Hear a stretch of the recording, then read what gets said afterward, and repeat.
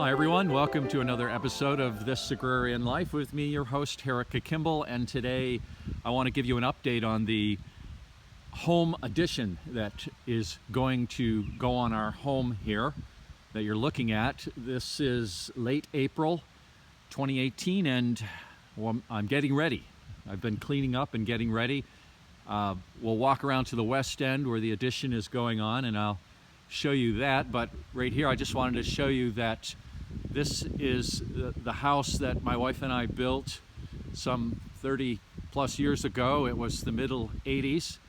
We were married, just married, saved our money, bought the land, and then we borrowed $10,000 from Marlene, that's my wife, from her dad, to build the first phase of our house, which was 24 foot wide, which you see here in the front, and 16 feet, 24 foot long that you see in the front here, and then it was 16 feet wide. And then we paid him off, got that paid off, paid the loan, 10,000 bucks off, and we borrowed again to add on when our second child was coming along, because we only had one. 16 by 24 is not a lot of room, even with an upstairs, and we only had one bedroom and two kids and two parents, and one little bedroom upstairs was getting pretty cramped. So we've never had a mortgage, a conventional mortgage. We've built this as we've had the money and as we borrowed small amounts, like I said, from Marlene's dad. And here is the west end of the house. And I never finished the west end, meaning I never sided it except for the tar paper, which blew off, and the plywood is weathered, and it's kind of a mess, kind of shameful looking. And this is where we're going to add on. Going to add on 24 foot by 24 foot to get ourselves a downstairs bedroom, a downstairs bathroom, a downstairs laundry room, little living room facing the backyard, a little more living room expanded. That tar paper part is an addition that the last addition I put on. See, we built the original house there with the old plywood that you see, 16 feet wide, and then we've added on twice. We've built as we've had the resources. We've done the best we can with what we have without going into debt or deeply into debt. And had I to do it again, I would do the same thing. But I would probably, knowing what I know now, build everything on a one floor, one story, instead of two. Now, I'll just show you here this. I remember mixing the concrete in a mixer for those piers. Actually, Marlene helped with that, mixed them up, and you can see underneath the house here, those piers, the original foundation. Piers were inexpensive. We didn't have a lot of money, and we had to make it work, make it stretch. Now, you can see that plywood there. Put a frame of plywood between the piers. A frame of pressure-treated 2x4s between the piers, covered it with pressure-treated plywood, and then some foam, and then a masonry mixture was painted on. So it looks like a foundation, looks like a masonry foundation there, but it isn't. And this addition, however, will have a concrete block foundation. You can see that addition over there, the smaller addition with the new tar paper,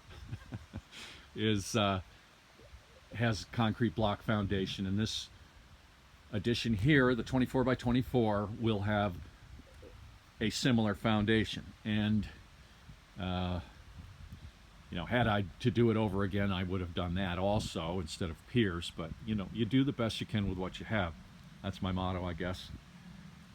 Do the best you can with what you have and be thankful. And we are thankful for this little spot, this little place. Be it ever so humble, right? Especially on this end. Very humble. So I've cleaned it up. I'm ready. I've gotten rid of the little makeshift wood shed we had and all those piles of lumber, that mess here on the west end.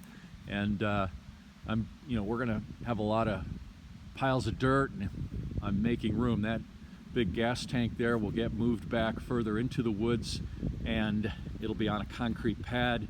That little trailer behind is going to go. We'll pivot around here. All those pallets that I had firewood stacked on will go to the neighbor kid. I think he'll be glad to have those. Him and his friends, they have bonfires up the road here, and that's good bonfire material. You can see the countryside here. We're in a rural area. Now, that you can see I've got a telephone line. We have to get a concrete truck and other delivery vehicles in here. The lower line is phone line, and we have recently gotten rid of our phone. We're completely the conventional phone, the dial tone phone, that's gone. So I'll take that wire down. The electric wire, we'll have to try to squeak the trucks under. Got to measure how tall it is, but I hope to get an underground service wire to this addition and have like a small utility room. I've really got things crammed in the house there, and I'd like to get that kind of straightened out. So, and that way, when those tree limbs fall, it won't take out our electric. If we have an underground feed coming in, service coming in. Well, anyway, I'm babbling on here. Now, I'll pivot back around here and just say that I'm getting help here. Most of this house, in fact, all this house, except for occasional few hours here and there, with help from other people, I built myself. Marlene helped as best she could, and I had a lot of energy when I was younger.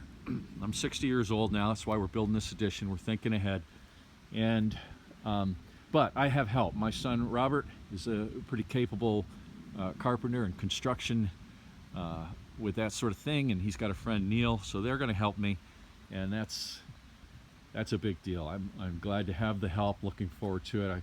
We got to pull those piers out of there, those two piers, in order to get a concrete block wall under that part of the house. So I'll have to jack it up a little bit, and we're renting a backhoe. Robert's gonna dig this. The guy I had lined up, I had thought to dig this, the neighbor with a excavator, he's not getting back to me, so that's the way it goes.